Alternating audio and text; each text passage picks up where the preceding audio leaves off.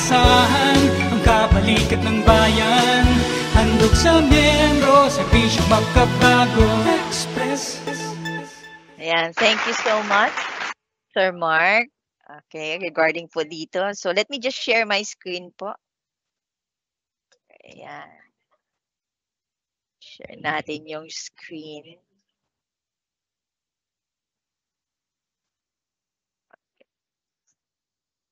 For a while lang po. Ayan, nakikita na po ba yung aking presentation? At the same time, okay po yung aking audio? Yes, Ma'am Lynn, we can see the presentation po and maayos naman po yung atin pong audio. Thank you. Thank you, Sir Mark. So once again po, mabuting araw po sa kanilang lahat. I'm Raylene Coronado of the Member Education Department. So ang pag-uusapan po natin ngayon is yung membership. Diba? Types of membership and even how to acquire SSS numbers sa online. Ano yung procedure po nun for those na yung mga initial pa lang po nakukuha ng SSS number. And paano naman po yung types of coverage and even yung how to change your membership coverage din po natin. So very much, sabihin natin, probably sabihin nyo, alam na po namin kung paano gagawin yan or kung ano pong procedure. Kaya lang hindi kasi natin dapat nasa isip din po natin na ito yung first step. Okay? Ito yung first step. So, ang tendency po niya, pag nagkamali po tayo talaga sa pagkukuha natin ng SSS number, most especially sa pagkukuha or pagpipili ng membership type po natin, it will actually affect yung lahat ng mga benefits, especially sa pagkukuha po natin. Okay? So, before tayo mag-start, may mga disclaimer lang po akong i-share po sa inyo. So, this presentation is provided for informational purposes only, and the content provided here is based on the information available as of date and may undergo some future updates, enhancement, or additional insights. So, in this case po, sa ating disclaimer, probably meron po tayo talagang nakalaan pa, nasa pipeline pa po natin na maiiba naman po yung procedure. Okay, o yung step-by-step procedure po in securing an SSS number. So we have this disclaimer. Okay? So yung outline ng aking presentation is first, we have to define yung ating Social Security, then how to secure yung SSS number online, then types of coverage, and how to change yung membership type po natin. So, unahin po natin yung definition of Social Security. Pag sinabi nating Social Security, ano po yung unang-una pumapasok sa utak po natin, right? Probably loans. Marami talagang sumasagot na loans, even konti lang mga benefits, pension, and meron akong na-encounter na ang sagot talaga niya, ma'am, is deduction. Deduction daw po. Pag nakarinig niya yung Social Security, deduction siya. So, dito sabihin natin, ang meaning ng Social Security, it is the protection that the society gives its members against the economic and social distresses caused by the following contingencies. So ito mga contingencies na to, these are actually the 7 benefits na pwede po natin i-avail kay SSS. So walang loans dyan, di ba? So hindi benefit po ang loan po natin, kundi privilege siya. Naka-underline po yung word na protection kasi nagbibigay po ng social protection in the event pag nawalan po tayo ng source of income.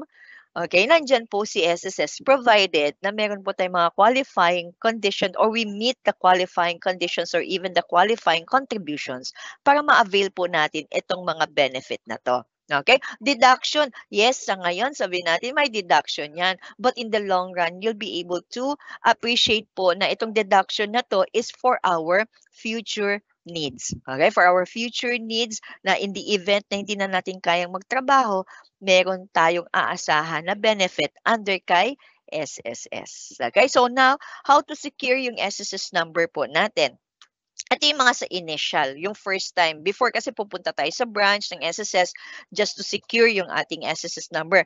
But this time around, very much available na po talaga siya sa online po natin. So no need for us actually to visit the SSS branch just to secure itong SSS number na to. Very simple lang po yung mga steps po nito. All you need to do is just to visit first yung official website ni SSS, yung www.sss.gov.ph. And after that, you just need to hover yung mouse po natin dun sa apply. Ito, apply for an SSS number online. I-click nyo lang po yan. Then the third one is you just need to read Okay, yung step-by-step guide po natin, anong naka-indicate po dito. Yan, basahin lang po talaga natin siya. Then, ang next na step na po natin is to fill out itong mga forms na to. Itong mga required field or information. Kapag may mga asterisk po yan, ibig sabihin you really have to fill out ang information po dito. Okay, it's either a complete name yan, last name or first name only, or even last name lang or first name lang po. Okay, so pwede rin po yan, then ilagay nyo na rin po yung inyong email address. So before you can click the proceed po, you need to read first yung data privacy na notice po natin dito para maging aware din po tayo dito na kung ano yung dapat na mga information na dapat nating i-share din. Okay, so after natin basahin, click po natin yung submit. After natin maklik po yung submit, you'll be receiving an email po. May email po kayong matatanggap doon sa email address ninyo. Nandun na po yung link. Okay, nandun yung link po for you to continue your registration. So, i-click nyo lang po itong link na to, na i-forward po yan dun sa email address nyo. Once na na-click nyo na po yan, i-redirect po kayo dito sa continuity ng inyong registration. So, in this case, provide nyo lang po yung mga additional information, kagaya ng mga basic information lang po about yourself. Sabihin natin sex, even yung mother's maiden name nyo. Okay, so ilagay nyo po yan. Or even yung teen, kailangan din po. Contact information, home address. Remember po, pag walang asterisk, it is not a required. Optional lang siya. Pero if ever you have that information, ibigay nyo na rin po siya. Okay? So, yung mga asterisk po ang mga required talaga na information that you need to fill out. Then, next po na gagawin po natin dito is the same civil status and yung place of birth po. Ayan, ilalagay rin po din. And after that, ito po, makikita natin yung purpose of registration. So, naiba po ito, right? Yung before kasi, sige, for employment, kaagad na kayo ma-generate ng SSS number. But dito po, kailangan naka-indicate na rin po dito yung purpose ng ating registration. So, dito, for employment, check nyo lang po yan. Ayan, for employment. Kung for employment lang talaga siya. Okay? So, click nyo lang po ng save and then click next para sa next na information naman din po if-fill out natin. But if ever sabihin natin tayo po ay self-employed, yan. Pag clinic po natin yung self-employed, this is applicable actually also for our JOs. Okay, JOs or yung contract of service, pwede sa self-employed kasi talaga sila na nakakategorize. So dito sa profession and business, kailangan po nating ilagay. Kung JO po yan, lalagyan lang nila ng JO. Tapos kung ano po yung government kung anong government or government agency, kung saan po sila nabibilang, lalagay po nila dyan. But if ever sabihin natin kayo po yung may sariling tindahan or may mga errands po kayo na kayo mismo po or yung services po ninyo ang needed, okay? Services po ninyo na kailangan ng company or kailangan ng business po, ilalagay niyo po siya dito. Okay? Kahit yung mga nagnanatasha or Avon, yes, pwede po sila under ng self-employed. Then, ilagay niyo na rin po yung estimated na monthly earnings po natin kasi ito po yung pagbabasihan kung magkano yung magiging monthly contributions po ninyo. Okay? So, yan siya, yung mga may asterisk. Then, if ever kung tayo naman po ay OFW, yung Overseas Filipino Workers po, pwede natin ilagay yung country kung saan po tayo malidistino. Then, kung magkano po yung monthly earnings po natin. This OFW are actually land-based or sea-based po yan. Hindi po siya sabihin natin na yung sa voluntary, ito yung mga mandatory, yung land-based and sea-based po. Except definitely for Filipino permanent migrants, including yung mga Filipino immigrants, permanent residents, and naturalized citizens po of their host countries na who may be covered on the voluntary basis. Yun po yung pagbabasihan po natin. Then, syempre, lagay rin po natin yung mga foreign address. But if ever wala naman po kayong foreign address pa, okay, pwede naman po nating skip yan kasi wala naman po siyang nakalagay na asterisk. Okay? Next naman po natin is kapag non-working spouse. Etong non-working spouse, totally po hindi kayo naging member ni SSS, hindi rin kayo na-employed sa private sector. So you'll be categorized as a non-working spouse provided po yung working spouse ninyo, i-allow kayo. Okay, i-allow kayo or pipirmahan po niya yung application po ninyo ng non-working spouse po. So dito, SSS number of the spouse. Okay, so kailangan alamin po natin yung number ng asawa po natin. Then, amount ng contributions, then monthly salary credit din po ang ilalagay rin po natin. If ever you don't know the monthly contributions or something, you may skip this one. Okay? Basta ang importante po yung SSS number ng working spouse po ninyo. Then, ma'am, ano po itong claimant na to? Itong claimant naman po ito kapag nagfa-file po tayo ng death claim ng non-SSS member. Hindi ka SSS member, kukuha ka lang talaga dapat ng number na yan na i-assign sa'yo na ikaw yung claimant. Okay? Ikaw yung claimant na nagpa-file, ikaw yung claimant na nagpa-file ng benefit ng in behalf of dun sa namatay na member. Okay?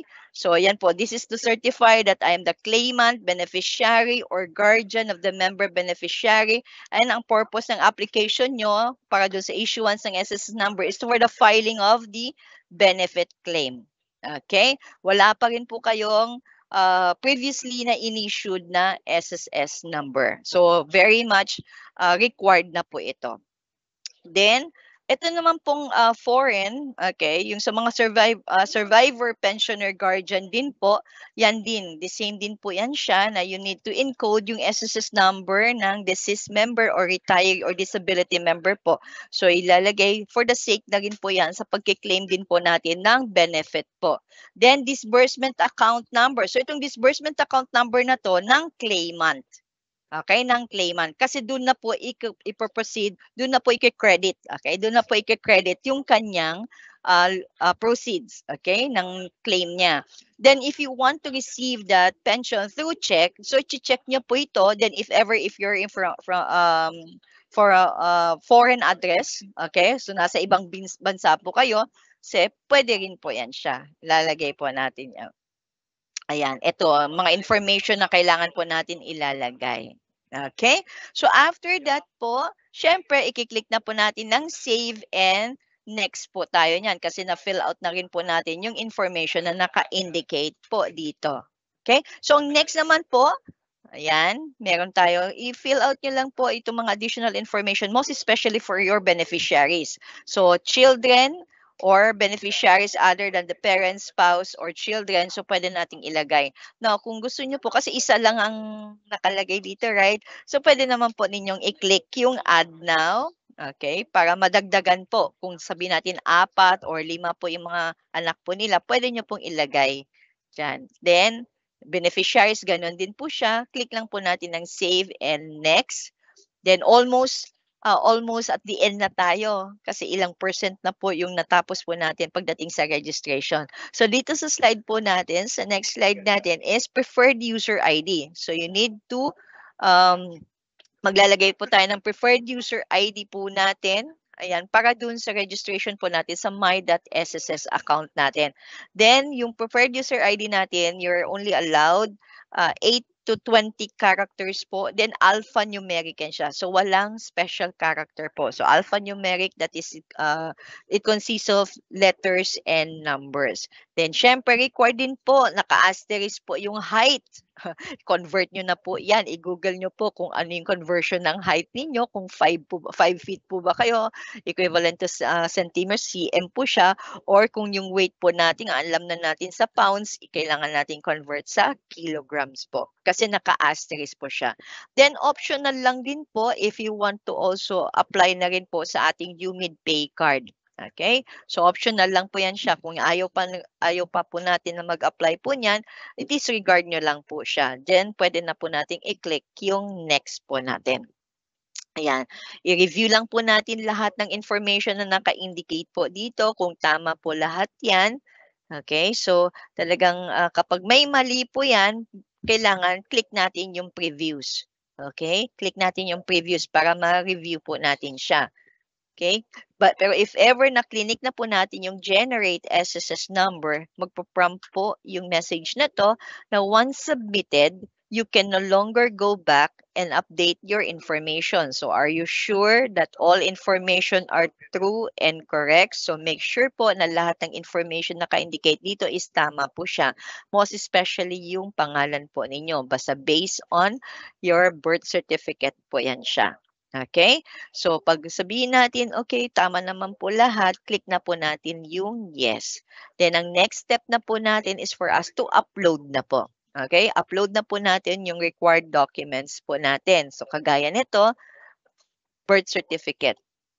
Okay? So, in the absence of the birth certificate, yan siya, birth certificate. So, i-upload natin, i-attach natin yung file. Then, in the absence of the birth certificate, ito po siya, baptismal, driver's license, passport, or even yung PRC po ninyo, or yung seaman's book po sa mga seafarers, or yung seafarers po natin. Okay? So, in the absence of that one, meron pa naman pong option kapag wala po tayo noon. So, in the absence of the above na ID cards po natin, click lang po natin ito para ma-view po natin lahat ng mga documents na pwede po natin i-substitute. Okay, substitute kapag wala tayo dun sa A at saka sa B na requirements. So, pag clinic natin yan, ito yung mga documents or even IDs na pwede po natin i-substitute po doon sa mga pag wala pa tayong birth certificate, wala tayong baptismal or even passport. So, ito yan siya. Okay?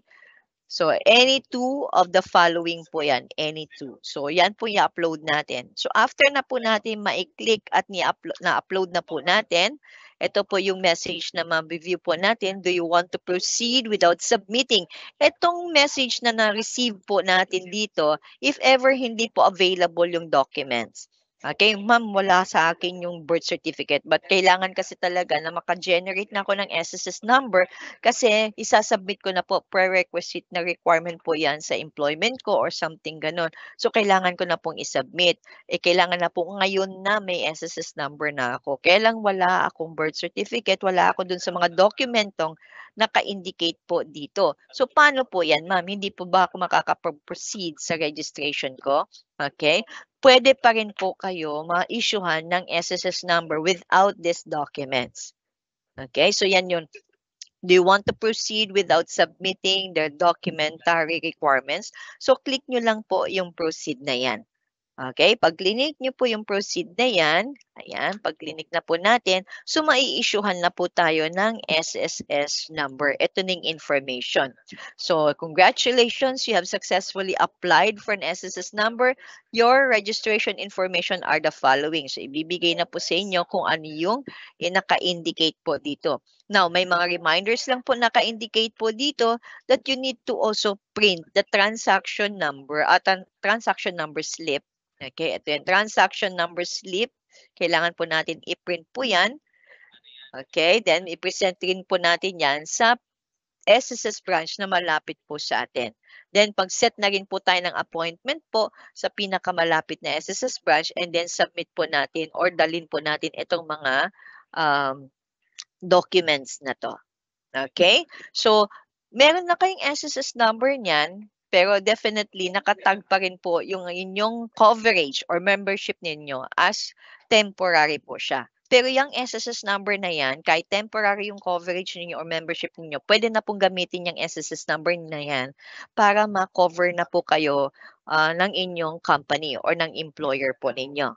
Okay? So dito, may option din po tayo dito if pwede, kung gusto niyo na pong mag-enroll sa ating WIS Plus program po natin. So pag clinic niyo po yan, ito po siya. Okay? So you're actually being informed na ito yung pinakabago na SSS Voluntary Provident Fund. So if you want to enroll, pwede po kayo mag-enroll. Pero hindi pa po kayo pwedeng mag-contribute niyan kasi ang guidelines po pagdating sa ating WIS Plus is kailangan meron kayo munang existing na contribution para pagpatuloy kayo o makapag-enroll kayo or maka-contribute kayo sa WIS Plus program po natin. Pero at least dito, initially, naka-enroll na kayo. Okay? Nag-enroll na kayo. Ngayon, kung na-employed na po kayo at may contribution niya, pwede na po kayo ngayon mag-contribute sa WIS Plus program po natin. Okay? Pwede naman later on nyo na lang po gawin ito, pero kung sabihin yung isahan na lang, is pwede nyo na pong i-click yan and then pwede na kayong mag-register sa ating West Plus program. So after that, i-close nyo lang po yan. Okay? Ang next na po natin is for you to print this one. Kasi mabibigyan po kayo nitong copy na to. Dito nyo po siya mabiview. Ito. Ito yan. Download or even print. Okay? So, para at least clear siya yan. Download or print, tatlo po yan. Yan. So, kailangan po talaga ninyo i-print yan kasi yan po ang ipapresent ninyo sa nearest SSS branch. So, ito yung personal record or even the UMID application. SSS transaction number slip po. So, makikita na po dyan yung name po ninyo. Okay, and even yung sa SSS number rin po, lalong-lalo na dito sa number slip po natin, ang mabiview po natin is the SSS number and your name. Okay? So, ang sabihin natin po, ang registrant membership status po natin because of hindi siya nakapag-submit ng documents po, nakatag po siya as temporary. So, when we say temporary po, hindi po yung SSS number ang temporary, but instead, yung coverage po natin or yung membership natin kasi hindi tayo nag-upload ng documents. Okay? So, required po yan. Pinaka-nearest SSS branch po, magdala lang po tayo ng birth certificate po natin para ma-change po yung from temporary na nakatag to a permanent na coverage status po natin. Okay? Kasi if ever yan po ay temporary, availment of the benefits or even loans, hindi po siya mapoprocess until such time sabihin natin na nakapag-submit kayo ng documentary requirements. Okay, kagaya ng birth certificate, in the absence of the birth certificate, is either baptismal or yung passport. Okay, so aside from that, makakatanggap din po tayo ng notification. Yan. Makakatanggap po tayo ng notification through our email po na successful yung application po tayo na successful application ng SSS number and then mabiview rin po natin yan dito. Okay? So, if ever ma-reject naman din po yung application natin, we will also receive an email notification na na-reject po yung ating application. Kasi ang reason po niya is erroneous documents po. Ang example erroneous documents ang in-upload po natin. May discrepancy. So, tendency niyan, papaulit po sa inyo yung pag-register po natin. Okay? You will also receive a notification for you to activate yung email na ninyo, yung my.sss account po natin. So, mabiview na po natin yung naka-indicate po doon. Okay? So, yan. Click nyo lang po yan. Yung click here para makapag-register na po tayo dun sa my.sss account natin. Remember, as much as possible, mag-register po tayo dyan sa account na yan, my.sss account na yan, kasi majority na po kasi ng ating mga applications, sa benefits or even sa loans are done through online. And most especially, mamomonitor na rin po natin yung mga contributions and employment history na naka-indicate po doon sa ating online account. Okay? Siyempre, gagawa na rin po tayo ng preferred password natin and yung confirm preferred password natin. Okay? Yan yung sa activation natin. So, ang next po natin is yung types of coverage natin. So, sa types of coverage na membership po natin, it is actually categorized into two. We have the compulsory and the voluntary. Under the compulsory po natin, we have the employed, self-employed, household helpers, and OFW. The voluntary, separated employees. Okay, separated employees, and then non-working spouse. Okay, isa-isahin po natin yan.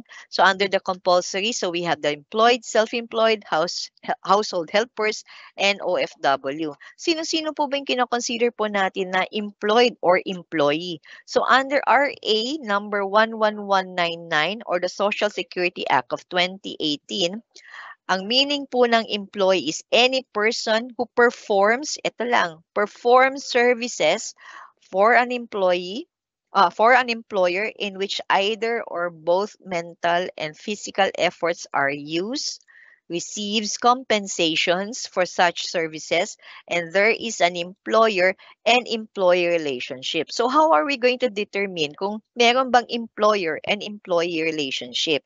There are fourfold tests in determining whether merong employer and employee relationship. Unahin po natin yung selection and engagement of the employee. Then the second one, payment of wages. power of dismissal. So may karapatan si employer or company na mag-hire at mag-fire sa inyo, at may control din po si employer dun sa conduct ng employee. Okay? So if this fourfold test is present po, so may employer and employee relationship, so mandated by law na dapat may contribution ka dun sa mga covered employee mo. Okay?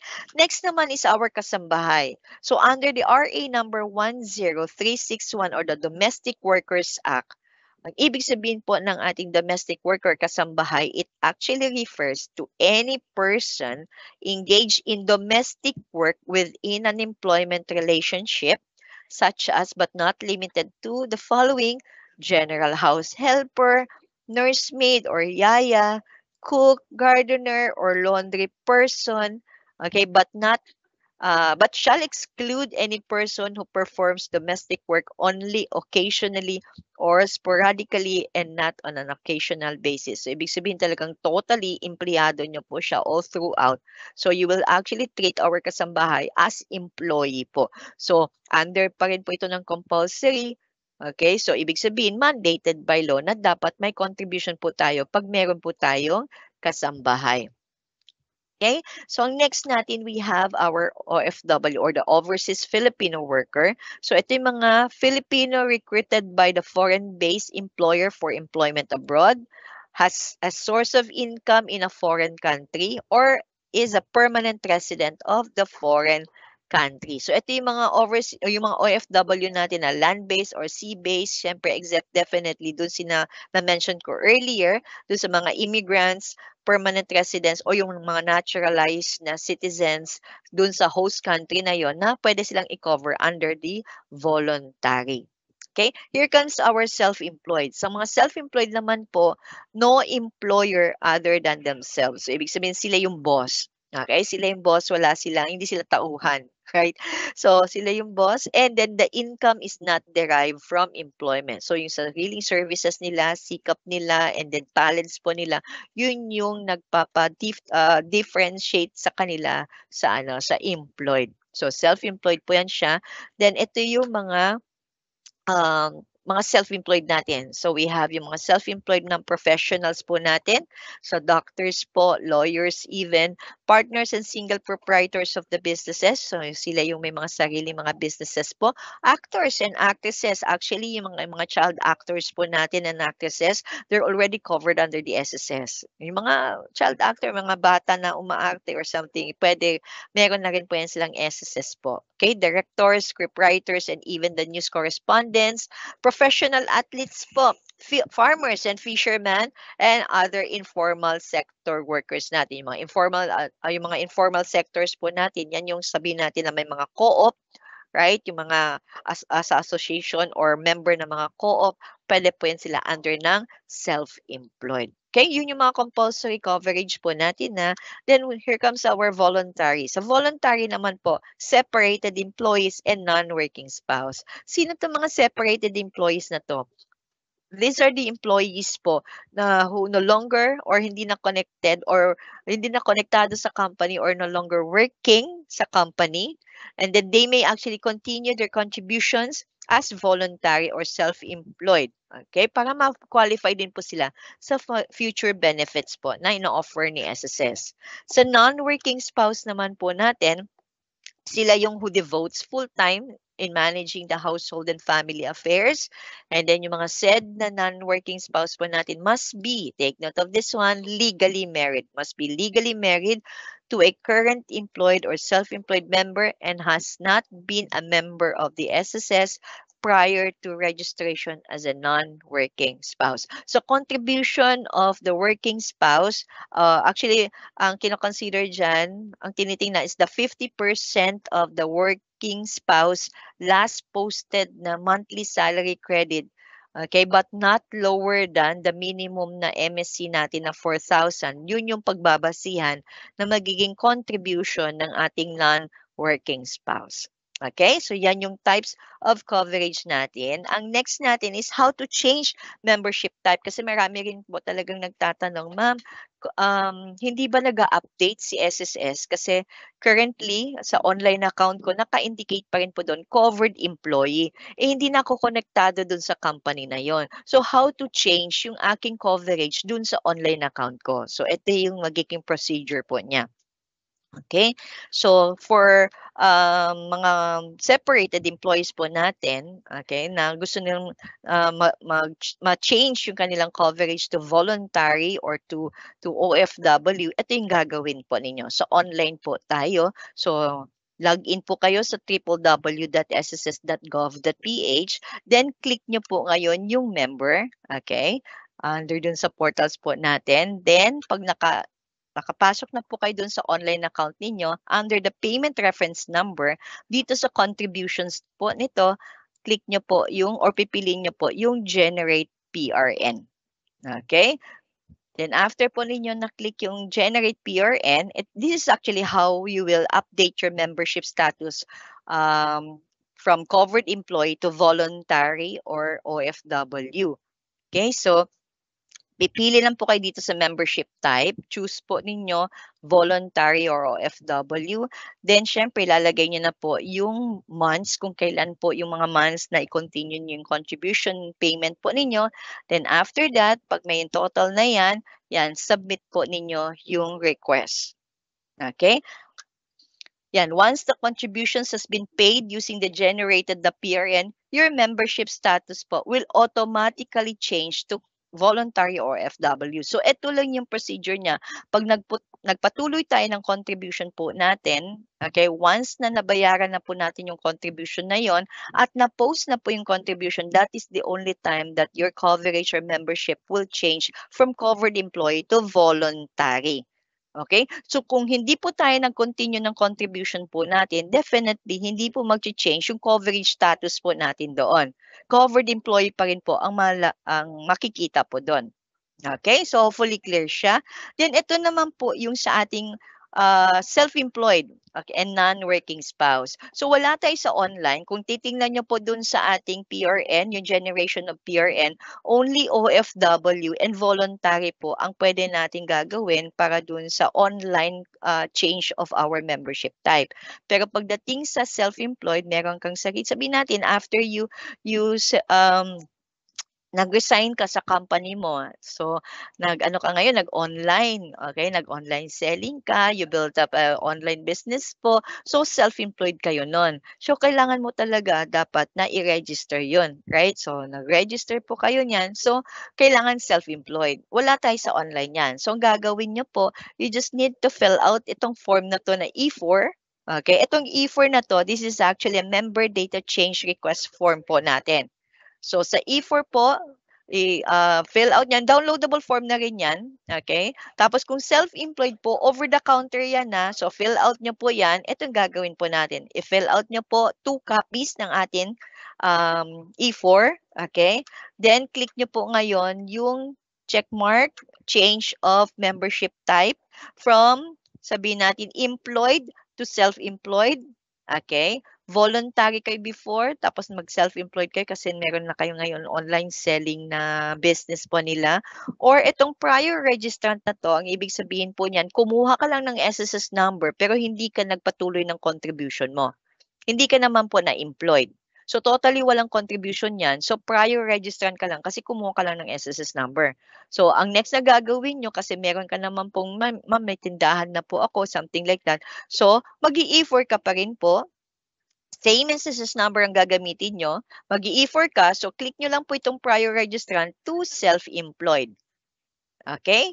So, syempre dito sa profession or business po, kailangan po natin i-declare po dyan kung anong pinagkakakitaan po natin, magkano po yung sabihin natin, or kailan nag-start yung ating pinagkakakitaan or yung business po natin, and magkano yung monthly earnings. Kasi dito po, pagbabasihan, magkano yung amount na magiging contribution nyo, anong bracket niya. Okay, so the third one, syempre yan, indicate ninyo. Then the last one is you need to submit yung accomplished form na yan sa pinakamalapit na SSS branch po. Okay, so ito yung sa self-employed. Okay? Over-the-counter po yan na pag gusto po natin mag-change ng ating coverage po.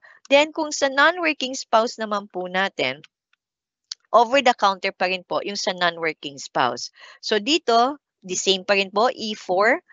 Okay, then click po natin yung checkmark natin na change of membership, especially kung employed ka before. Okay, pero yung employed, may contribution ka na, right? Hindi ka pwede mag non-working spouse. Itong non-working spouse, totally po talaga na wala kang contribution. Okay? Totally wala kang contributions. Pero if you're employed before, then nag-full-time housewife ka or nag-full-time house husband ka, okay, hindi ka pwede mag non-working spouse kasi you already have an existing contribution. So, pwede ka mag-voluntary. Okay, mag-voluntary. Itong non-working spouse, totally po, applicable lang po ito sa mga prior registrant.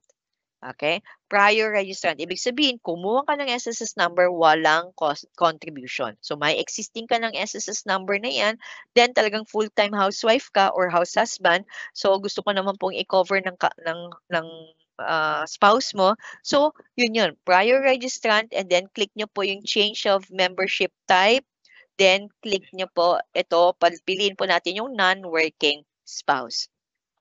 Okay? And take note dito rin po, may pirma po dapat yung working spouse ninyo. Kasi I agree nakalagay siya. I agree with my spouse membership with SSS. So, kailangan may pirma po yan dyan. Okay? So, the third one, yan, provide your SSS number, yung number ng spouse ninyo. Okay? And monthly income niya. Then, have your spouse sign over his or her printed name. And the fifth one, syempre, you need to submit yung accomplished form na yan sa pinakamalapit na SSS branch. Okay? So, that actually ends my presentation. So, before I will end, just a reminder lang din po na yung regular na updating of our SSS records is actually a responsibility practice that helps maintain yung accuracy of our information and also ensures that you can access the full range of your benefits and services provided by the Social Security system. So with that being said po, thank you and God bless everyone. Balik ko po sa ating facilitator na si Sir Mark or si Ma'am Louise. Thank you so much po. Hello, maraming salamat Ma'am Lynn sa detalyadong pagpapaliwanag ng mga patungkol sa iba't ibang types ng membership tsaka pag-apply ng SS number online at kung paano rin yung pagpalit ng membership type. So, bago po tayo mag-proceed sa Q&A portion, nais lang po namin ipaalam sa lahat na meron pa rin po tayong SSS Consol Loan or yung consolidation of past due short-term member loans with condonation of penalty. So, sa pamamagitan po nito, mas madali at magaan na yung pagbabayad sa mga past due loans ng ating mga members. So to know more about this, you may watch our previous Eskwela webinar episode about sa SSS Consol Loan. Or you can visit yung SSS website natin, so www.sss.gov.ph. Under loans, click on apply for consolidation of past due short-term member loan with condonation of penalty program. Okay, so please make sure po na let's maximize or avail this program para na rin po mapagaan nga yung ating mga past due short-term loans. So now, let's proceed na po sa Q&A portion. So ready na po ba, Ma'am Lynn? Okay, so for the first question. Yes. Okay. So, yung first question po coming from Teresa Beltran. So, pwede na po ba kumuha ng SSS number if nag-OJT pa lang ang isang member to be? Actually, yes. Kahit estudyante nga din po, kumukuha na po ng SSS number. In preparation na rin po yan sa mga prerequisite requirement nila pag nagtrabaho na sila. So, OJT, yes, pwede po. Kasi minsan, just to give you an example, kahit estudyante po yan, meron na rin po silang minsan yung iba na source of income. So, gusto na rin po nila mag-start early na maging member ng SSS. And yes, pwede na po kumuha ng SSS number niyan. Okay, thank you, Ma'am Lynn, sa pagsagot po sa question ni Ma'am Teresa Beltran. So now, let's proceed sa susunod na question. Okay, for the next question. Okay, so coming from Anonymous. So good morning po. Sa mga nag-register po last year, may reference number. So valid pa daw po ba 'yon? Next step po kasi doon is visit sa branch and hindi daw po siya nakapunta ng branch. Yung reference number, are you pertaining to na may in-issue na pong SSS number? Kasi kung may na-issue na po yung SSS number, that is already your SSS number po. Yung, I mean, forever na number na yan. Kasi isang SSS number lang po ang pwedeng i-assign per member. So, valid pa rin po yun. Okay, kung ang tinutukoy po ninyo is the SSS number. So, tama po kayo. Ang next step po ninyo is to submit na po yung dinownload po natin at print natin na reference number. Okay, tapos yung application din po and also yung number slip. Yung tatlo pong yun, dapat nating isubmit po together with our birth certificate or other documentary requirements po. Okay, thank you, Ma'am Lynn, sa pagsagot sa katanungan ni Anonymous. So let's now proceed to the next question coming from Diwa. Question niya po is, pwede daw po ba ilagay as beneficiaries yung mga tao na hindi niya kamag-anak? Wala na daw kasi siyang kamag-anak. Ma'am, isa na po ako doon. Again, yung kamag-anak. So, sa mga beneficiaries kasi natin, pagdating sa side ng member natin, kasi di ba naka-indicate, whoever is being designated by the member, kamag-anak man siya o hindi. Pero as much as possible kasi, blood-related po. Okay? Blood-related. Pero kung hindi naman natin po ma-control na kung gusto niya pong ilagay as beneficiaries po, yung hindi niya kamag-anak, hindi niya kadugo, pwede naman po niyang ilagay doon na yun sa E1 and E4 po natin. Pero pagdating kasi sa mga claims natin, sa mga benefits po natin, talagang may hierarchy kasi tayo. Okay? May hierarchy tayo of the beneficiaries po natin pagdating doon sa benefit po. Most especially if we're claiming na for the death benefit po. Okay? So to answer that question, yes, hindi natin makontrol kasi na kung sino pong gusto nyong ilagay ng mga beneficiaries. Pero as much as possible, okay, blood-related po dapat. Okay? Thank you. Okay, thank you, Ma'am Lynn, sa pag-answer sa question ni Diwa. So now let's proceed to next question po, coming from Carolina Masigana. So yung question po ni Ma'am Carolina Masigana is, may pinagkaiba po ba sa mga benefits na matatanggap ang voluntary member sa mga employed members? Yan ang pinakamagandang katanungan. Thank you so much, Carolina. Diba? So, dito po sa ating sa mga benefits, pagdating kasi sa benefits natin, kung titingnan natin, walang pagkaiba. Okay? Walang pagkaiba. Kasi voluntary ka man, self-employed ka man, kahit anong membership coverage mo, pagdating sa mga benefits, you're actually entitled dun sa mga benefits na yun. Provided you have to meet the qualifying contributions, qualifying conditions po in availing of that benefit. Ang advantage lang po ng mga employed members po natin is meron po silang additional na program na pwede po nilang i-avail. Yun yung easy. Employees compensation.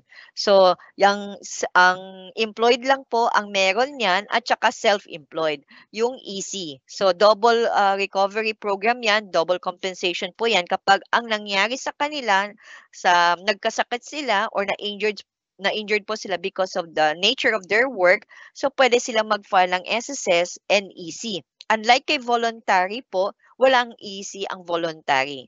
So, pwede lang po sila mag-file ng SSS na benefit po natin. So, usually, yun lang naman ang difference niya. Pero pagdating sa availment ng benefits po natin and even dun sa mga contingencies po natin, the same po yan. So, may sickness, maternity, disability, retirement, okay, retirement, funeral, and death. Okay? Ang isang benefit pa lang pala na hindi ma-avail ng voluntary is the unemployment. Okay, kasi kailangan po may presence of employer po para doon sa unemployment. Yun yung another difference din po ng voluntary and employed. Okay, hopefully na clear. Thank you so much, Ma'am Carolina. Thank you rin po, Ma'am Lynn, sa pagsagot sa question ni Ma'am Carolina. Okay, so now let's proceed to the second to the last question natin. Okay, coming from Mercy. So, yung question po ni Mercy is, need pa po ba ng appointment pag pupunta sa lahat ng SSS branch or meron natanggap na walk-in? And also, how to update middle name ng employee if sa birth certificate niya walang middle name pero sa mga ID niya ay wala. Naka-temporary pa kasi yung SSS number niya, di niya pa mapapermanent dahil hindi bangga yung valid ID sa birth certificate. Thank you daw po. Okay. Sa ngayon kasi, hindi pa rin po tinatanggal yung appointment. Okay, sa appointment system po natin. So talagang sa mga branches natin, kailangan po meron tayo yung appointment. Especially if you have the online account po ninyo, my.sss account, kailangan po ninyo muna magpa-schedule sa appointment system natin. Pero meron din po tayo yung mga nagwo-walk-in. Yung mga nagwo-walk-in naman po, sabihin natin na may sulat silang natanggap. Okay, may sulat silang natanggap that they need to submit itong documents na to. So yun, papakita rin po nila yung sa walk-in na yun. Payment ng contribution, payment ng loan, pwede rin po yan sa walk-in po. No need for the appointment niyan. And yung mga case-to-case basis na rin po natin, talagang very crucial yung cases niya at hindi niya kailangan hindi siya nakapag-appointment, and then i-entertain naman din po kapag pagdating doon sa walk-in din po natin. Now, pagdating sa middle name naman po, in updating po natin sa middle name, mag-fill out ng form na E4. Okay? Tapos yan, kasi pagbabasihan talaga natin is the birth certificate. So, E4, tapos yun po, i-submit po niya sa pinakamalapit na SSS branch po. Para maging permanent na rin po yung kanyang coverage po kasi nakatag siya as temporary because of meron discrepancy doon sa record po niya. So, kailangan po talaga na i-correct niya. So, mag-E4 po siya, attach birth certificate para maging permanent na rin coverage niya. At the same time, makorrect na rin po yung buong pangalan niya. Okay, so thank you, Ma'am Lynn, for answering yung question ni Ma'am Mercy. So now let's proceed sa ating last question coming from Miriam Joy. So yung question po ni Ma'am Miriam is, kahit po ba online nag-submit ng requirements, need pa rin po ba pumunta sa SSS office para maging permanent? Kung if you're pertaining to the SSS number po, di ba sa SSS number natin yung update na contact information po natin, so, pwede na po natin kasi i-submit or i-upload po yung ating birth certificate doon para ma-update po yung ating coverage na maging from temporary maging permanent siya. So, if ever na i-submit na po natin yun, no need for us to visit the SSS branch po kasi nakapag-submit na tayo sa online. Okay, so yun lang, medyo monitor lang po natin kung kailan po siya mag-update. Kung hindi tayo makapag-antay na mag-update kasi medyo matagal na po siya, so you have the second option. You can visit the SSS branch to submit yung documents na yun or doon na kayo magpa-request ng magiging permanent yung coverage status nyo. But if ever you already submitted it online, you just need to monitor na lang po. Okay, thank you, Ma'am Lynn, sa pagsagot sa question ni Ma'am Miriam Joyce. So, ayan po, before I let you go, meron po ba kayong mga last message sa ating mga participants, sa ating mga ka-eskwela? Ayan, thank you so much, Ma'am Louise. So, medyo reminder lang din po talaga, kagaya ng before I actually end my presentation kanina, just a reminder lang po na yung updating ng mga information po natin, most especially dun sa record po natin, will really assure us na magiging smooth naman din po yung mga transaction po natin kasi wala silang makikitang discrepancy. So, as much as possible, kung early pa lang, hindi pa kayo nagpa-file ng benefit ninyo, ugaliin po natin na i-update natin ang ating records, monitor din po natin yung mga online account po natin at maging diligent na rin po tayo in viewing or browsing din po sa mga online account natin, most especially for our contributions and yung mga employers po natin na talagang sila ay nire-report po talaga tayo. Okay? So, salamat po ng marami and God bless everyone. Maasahan ang kabalikat ng bayan, handog sa miyembro, sa Bishop Magkabago Express.